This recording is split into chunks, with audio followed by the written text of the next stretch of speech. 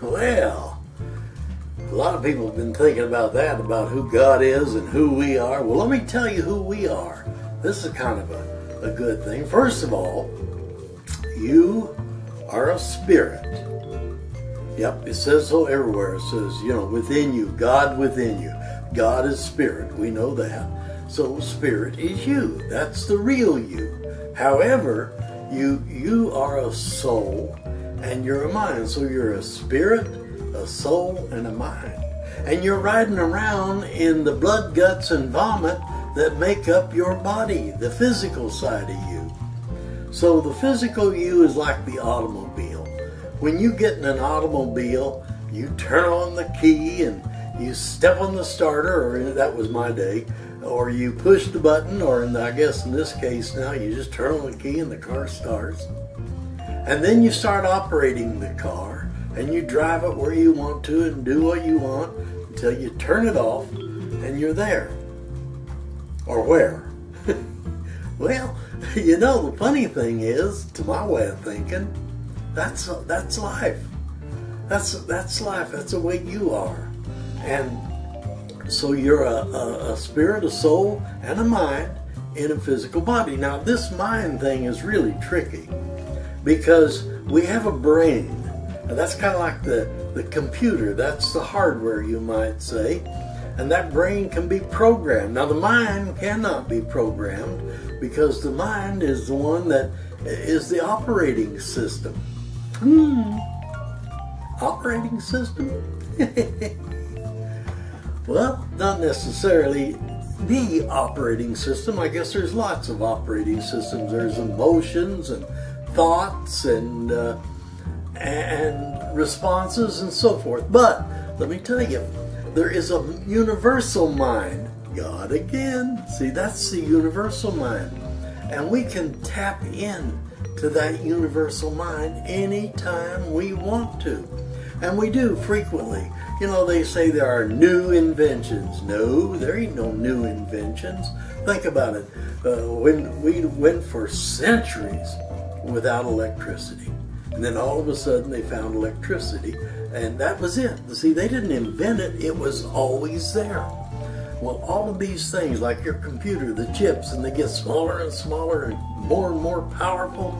Let me tell you, they're always there. They're just waiting to be discovered. And that's the way mind works. Now, let's talk about soul. Well, you see, the soul shares a purpose with the physical body. The physical body grows physically. You start out as a little time. Well, you start out before that. You start out as an idea in your mom and daddy's mind or emotions. And then they get together and have a little marmalade there. And the next thing you know, why, there's a little of daddy going for a little of mommy, and they're producing a little of you. And you grow, and you grow, and you grow. And then when you're born, you grow some more. And you keep growing physically. Well, that's the soul. The soul is the character of man. Now, the physical body expresses the personality. We all have personality, like it or not. Some good, some bad. We all have character, some good, some bad. And therein is the soul. The soul only holds the good character of man. That bad character that shows up is part of the personality. And basically, as the soul grows and becomes more spiritual, it becomes more godlike. And there again, we go back to God becomes more what God is.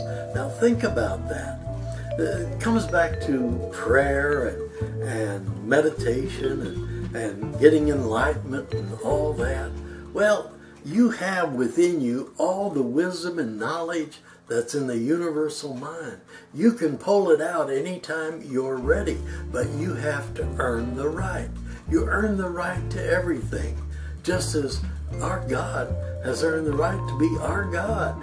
Until God made us as the manifestation that we are, and in the Bible it says we were created in His image, not quite.